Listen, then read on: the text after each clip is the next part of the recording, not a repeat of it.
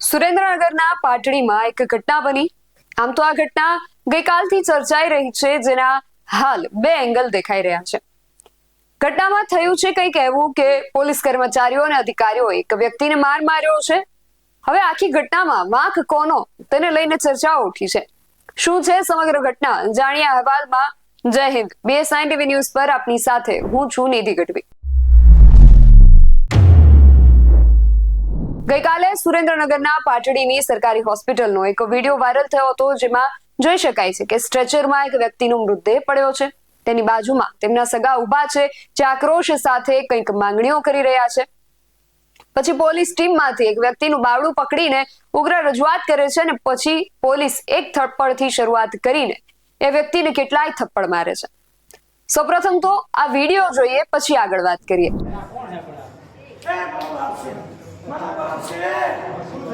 मरीज को अस्वस्थ થઈ ગયો। ડોક્ટર ક્યાં હે? ડોક્ટર ક્યાં છે? ડોક્ટર આય, ડોક્ટર ને આય, નિકાળની નિકાળ।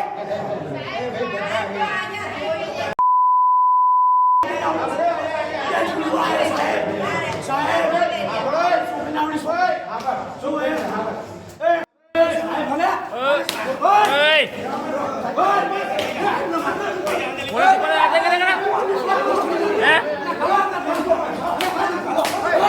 पुलिस ऊपर हाथ ऊपर आ रहे हैं, दो पे हाँ साई ऊपर हाथ ऊपर એટલે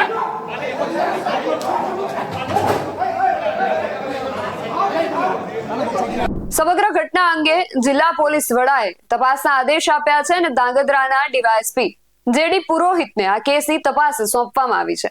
એવું કહેવાય છે કે પાટડી હોસ્પિટલમાં દર્દીના પરિવારજને હોસ્પિટલના સ્ટાફ સાથે માથાકૂટ કરી હતી, જેથી પોલીસ હોસ્પિટલ પહોંચી હતી। તો સામે પોલીસ સાથે માથાકૂટ કરનાર શખ્સ પીધેલી હાલતમાં હોવાનો પોલીસ દ્વારા આક્ષેપ કરવામાં આવી રહ્યો છે। સુરેન્દ્રનગર જિલ્લા પોલીસ વડાએ આ અંગે શું કહ્યું એ પણ સાંભળીએ।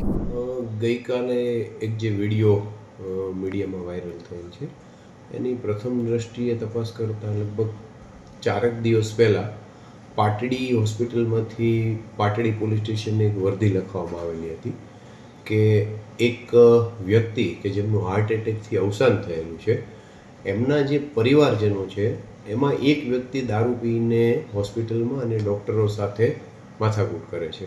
એટલે પ્રથમ પાટડી પોલીસ સ્ટેશનના હેડ કોન્સ્ટેબલ સ્થળ ઉપર ગયેલા હતા અને એ વ્યક્તિને સમજાવટની કોશિશ કરી, પણ એમણે પોતાનું જે ડૉક્ટર અને હોસ્પિટલની અંદર ગેરવર્તન ચાલુ રાખ્યું હતું। ત્યારબાદ પીઆઈ જે છે પાટડી એ સ્થળ ઉપર ગયેલા હતા અને એમને સમજાવવાની કોશિશ કરી હતી, પણ એ વખતે ઉશ્કેરાટમાં આ બનાવ બનેલો હતો।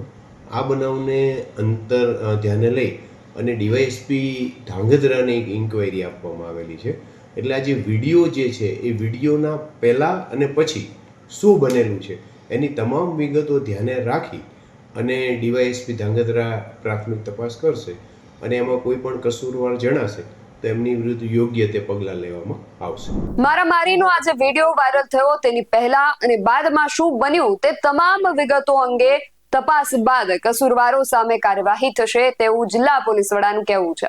હાલ આ વિડીયો જોતા બંને તરફથી મારામારી થઈ હોવાનું દેખાઈ રહ્યું છે, અને માટે જેમ ડોક્ટર ગિરીશકુમાર પંડ્યાએ કહ્યું તેમ વાયરલ થયેલા જે વિડીયો બન્યો હતો એ બનતા પહેલા અને પછી શું થયું તેની સાચી વિગતો મળ્યા બાદ જ તટસ્થ તપાસ થઈ શકે છે। માટે આગળ હવે તપાસમાં શું સામે આવે છે એ જોવું રહ્યું। આ વિશે તમારું શું માનવું છે અમને કમેન્ટ કરીને ચોક્કસથી જણાવજો। આવા જ વધુ અહેવાલો સાથે મળતા રહીશું। તમે મારી YouTube ચેનલને સબસ્ક્રાઇબ કરવાનું અને અમને Facebook અને Instagram પર ફોલો કરવાનું ભૂલશો નહીં। બાકી અવનવી અપડેટ્સ માટે આપ જોતા રહો BSI TV ન્યૂઝ। નમસ્કાર।